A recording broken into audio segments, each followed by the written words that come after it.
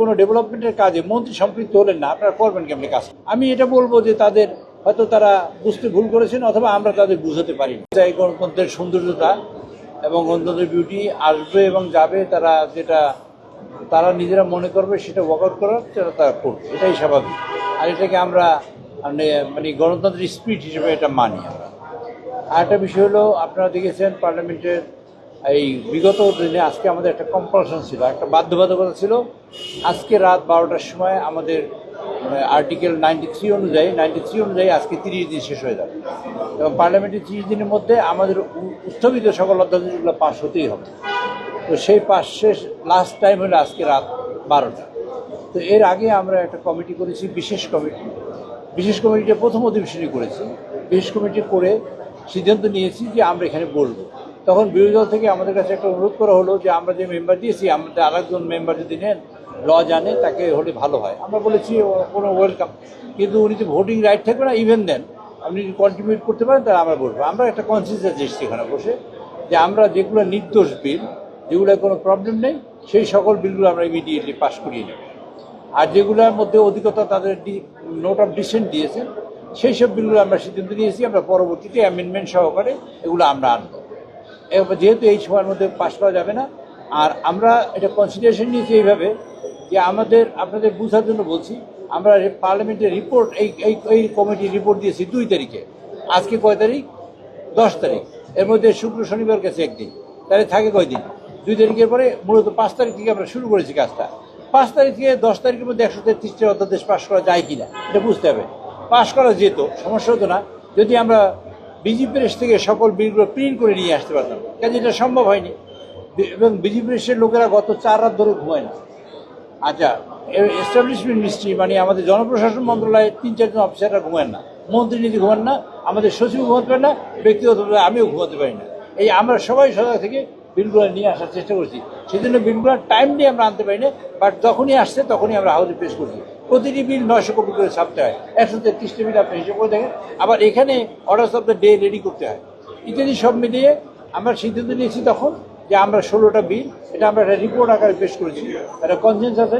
এই 16টা বিল আমরা পরবর্তীতে, এটা আপনাদের দেখাচ্ছি, পরবর্তীতে আমরা আলাপ আলোচনা করে আমরা সিদ্ধান্ত নেব। এবং এইটা আমরা ল্যাপস করলেও এখন এটা আবার নেক্সট সেশনে আমরা আনবো, এরকম একটা সিদ্ধান্ত।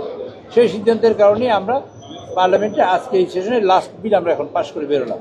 এই বিলে আমাদের 98টার মতো বিল পাস হয়, আর 16টা বাদে আর বাকি সব বিলই অর্ডিন্যান্সের মধ্যে থাকে। আচ্ছা, এখন 16টার যে ভাগ্য হবে, এই 16টার মধ্যেই একটা বিলে আমাদের একজন প্রাইভেট মেম্বার, তিনি একটা অর্ডিন্যান্স সংশোধনী এনেছেন একটা বিলের মধ্যে।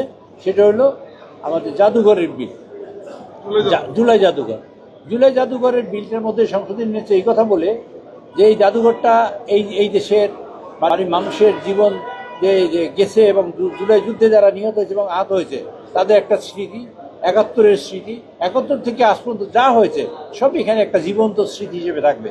এটা জাদুঘর না বলে অন্য কোনো নামে অভিহিত করা যেতে পারে এই ঘরটাকে। কাজে এইটা রক্ষণাবেক্ষণ যেমন একদিকে কাজ, আরেকদিকে এটা ডেভেলপমেন্টের কাজও অনেক বেশি রয়েছে, এবং তার সাথে সম্পৃক্ত মন্ত্রণালয়। আমরা এখানে সংশোধন নিয়ে এনেছি একজন প্রাইভেট মেম্বার, সেখানে এইটা সভাপতি হবে মাননীয় মন্ত্রী। তা এখন সকল মন্ত্রণালয়গুলো সরকারের ইচ্ছে মতো চলে, সরকার পরিবর্তন চালায়। এখন এইখানে মাননীয় মন্ত্রী সভাপতি হলেন না, সমস্যা কি হলো জানলেন না, সমাধান করবে কি করে? পদ্মা সেতু, মেট্রো রেল এবং এলিভেটেড এক্সপ্রেসওয়ে নির্মাণের গর্বিত অংশীদার বসুন্ধরা সিমেন্ট। ডেভেলপমেন্ট কিভাবে হবে তা তিনি জানলেন না, কাজটা হবে কিভাবে, এইটুকু অধ্যাদেশ আনা হয়েছে, এইটুকুই। এদের অধ্যাদেশের কারণে মাননীয় বিরোধী দলের নেতৃবৃন্দ অনেক সময় কথা বলেছে। অনেক সময় কথা বলার পরে মাননীয় স্পিকার অত্যন্ত সদয় হয়ে তাদের অনেক সময় দিয়েছে, ইভেন কি বিল পাস হওয়ার পরেও তারপরে সময় দিয়েছেন। তারপর আমি বলেছি যে এই বিষয়ে যদি আপনারা মনে করেন, আমি নিজে দাঁড়িয়ে বলেছি, তাহলে আমরা নেক্সট সেশনে, ইভেন এই সেশন চলাকালীন সময়ও এরকম একটা বিল আনা যেতে পারে। আমরা একটা সমঝোতার হাত বাড়িয়ে দিয়েছি, তারা অনেক সমঝোতা করেছে, আমরা তাদের ধন্যবাদ দিই, সাধুবাদ দিই। কিন্তু বিষয়টা হলো অনেক সময় না বুঝেও অনেক কিছু পড়ে। আমি এটা বলবো যে তাদের হয়তো তারা বুঝতে ভুল করেছেন, অথবা আমরা তাদের বুঝাতে পারিনি, এটা আমাদের ব্যর্থতা হতে পারে, এটা হতে পারে এরকম একটা বিল। আচ্ছা, আপনাদের একটা কথা বলি, কোনো ডেভেলপমেন্টের কাজে মন্ত্রী সম্পৃক্ত হলেন না, আপনারা করবেন কেমনি কাজটা? এই কথাটাই আমরা বলার চেষ্টা করেছি, যে মন্ত্রীকে সম্পৃক্ত করে কাজটা করব। আচ্ছা, হাওয়ার এই কারণেই তারা ওয়াকআউট মূলত করেছেন। তার পরবর্তীতে যে বিল আসছে সেই বিলগুলো সম্পর্কে না। আর তারপরে মাননীয় বিরোধী দলের নেতা বলেছেন যে আমরা তো সবাই এখানে টেবিলে আলোচনা করবো, কথা ছিল। তা আমরা এই বই দেখিয়ে তারা বলেছি যে এই বইতে যে আছে আমরা 16টা বিল আগেই সিদ্ধান্ত নিয়েছি। এই বইটা একটা কনসেনসাস হয়েছে। আমাদের মাননীয় সকল সদস্যবৃন্দ, বিরোধী দলের 4 জন ছিলেন এবং আরেকজন আমাদের মানে ইনভাইটেশনে আসতেন, মানে উনি ব্যারিস্টার, উনি কন্ট্রিবিউট করছেন। আমরা সবাই ঐক্যমত হয়েছি এই 16টা বিল আমরা পরবর্তীতে, এটা ল্যাপস হবে এখন, কিন্তু পরবর্তীতে বিল যেহেতু অধিকতর যাচাই বাছাই, এর মধ্যে ইম্পর্টেন্ট বিল আছে, যেমন ধরেন ইম্পর্টেন্ট বিল আছে গুম কমিশনের বিল আছে, ইম্পর্টেন্ট বিল আছে মানবাধিকারের বিষয় আছে, হাইকোর্টের বিষয় আছে, দুদক আছে। এগুলো ভেরি সেন্সিটিভ অ্যান্ড ভেরি মানে ইম্পর্টেন্ট বিল। এই ইম্পর্টেন্সির দিক থেকে হিসেব করে আমরা লিমিটেড টাইমের মধ্যে এই কাজটা সম্পন্ন করতে পারবো না। আপনারা ধরেন একজন বিরোধী দল থেকে বললেন এইটা করি না, আমরা বললাম করলাম, এই করার পরে 10 মিনিটের মধ্যে একটা বিল বা 20 মিনিটে পাস করলাম, তাতে কি মূলত সমস্যার সমাধান হয়? আমরা চৌধুরীরা বিশ্লেষণ করতে চাই এবং রিয়েলি বিরোধী দল তাতে কন্ট্রিবিউট করতে পারে, তার জন্যই আমরা এই বিলগুলোকে ডিফার করেছি এবং বলেছি আগামী যে সেশন বসবে, বাজেট সেশন, সেই সেশনের মধ্যে আমরা এই বিলগুলো নিয়ে আসবো। এ কথা বলেই আমরা বলেছি। তারপরও তারা ওয়াকআউট করেছে। আমি তাদের আবার আমন্ত্রণ জানাচ্ছি এই ওয়াকআউট যেন আগামীকালকে সকালবেলায় শেষ হয়ে যায়। আমরা 15 তারিখে আমাদের সংসদ বসবে, ইনশাআল্লাহ আবার সবাই একত্রিত হব এবং আমরা সংসদে ভালোভাবে চলবে সেটা প্রত্যাশা করি। তাদের 137 বিল অধ্যাদেশ আর বিলের মধ্যে ডিফারেন্সটা তো বুঝতেই পারেন কিনা আমি জানি না। তারপর আমি বলতে চাই 116টা বাদ দিলে অধ্যাদেশ আর কতটা থাকে? 133টার মধ্যে 117টা থাকে। 117টা অধ্যাদেশ 91 বিলের মধ্যে পাস হয়েছে। আমার একটা জানার বিষয় যে 1 মাসের যে সময়টা বলা হয়েছিল, যে 16টা আজকে পাস হয়নি, সেই সময়টাকে 1 মাসের বাইরে কি পাস করা সম্ভব কিনা? হ্যাঁ সম্ভব। আমরা তো ল্যাপস হয়ে যাবে আজকে রাত্রে 12টার পরে, এই অধ্যাদেশগুলো ল্যাপস হয়ে যাবে, অধ্যাদেশগুলো থাকলো না। আমরা এই যে বিল আকারে আবার নতুন করে আনবো নেক্সট সেশন। তখন তো নতুন বিল আসবে, এই অধ্যাদেশ তো বাতিল হয়ে গেল এখন। হ্যাঁ,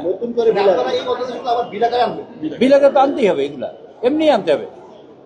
মানে আমাদের অধিকতার যাচাই বাছাইয়ের জন্য এবং এই যে রিয়েলি এই যে এইটাকে মানে রিয়েল কাজের জন্যই আমাদের বিল, মানে অর্থবহ করার জন্য বিল আমাদের আনতেই হবে। সবার স্বল্পতার কারণে বলতে পারি যে এই 16টা অধ্যাদেশ এই অধিবেশনে পাস না হওয়াতে বাতিল হয়ে গেল, আমরা বলতে পারি? হ্যাঁ অবশ্যই বলতে পারে।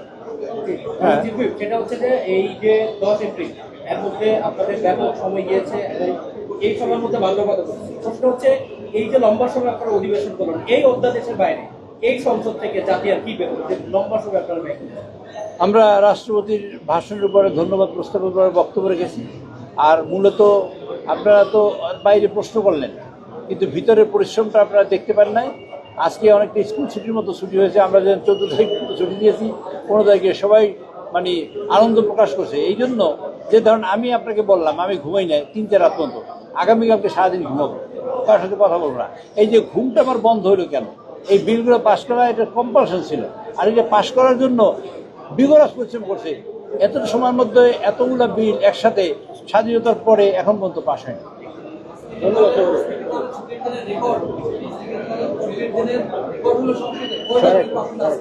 আমি সব মিলিয়ে আমরা পাশ করেছি। আজকে 15টা বিল পাশ হয়েছে, 15টা বিল পাশ হয়েছে। সকালে 10টা আর বিকেলে 15টা, 25টা। এই অধিবেশনে কয়টা অধ্যাদেশ বাতিল হয়ে গেল? এই 16টা, 4টা হলো বাতিল আরো? এই 16টাই। আটটা সবই এসছে। Thank you very much. একটু বলি, গণভোট যেটা হচ্ছে সবাই বলতেছে যে সরকার গণভোট মানে না, আপনারা গণভোটটা মানেন কিনা? যেহেতু জুলাই এই বিষয়টা তো একেবারে ডিফারেন্ট। আমরা গণভোট মানি না, এইটা তো আপনার মাননীয় নেতা আমাদের চেয়ারম্যান, পার্টির চেয়ারম্যান আবু সাইদের বাড়ি ভিজিট করবার তিনি বলেছেন আমরা গণভোটের পক্ষে ভোট দেবো। তাহলে এত ভোট আসলো কোথা থেকে? নিজেই ক্যাম্পিং করেছে। আমরা মানি না মানে কি? এই প্রশ্নটা করাই তো প্রবলেম। ধন্যবাদ। ধন্যবাদ আপনাকে।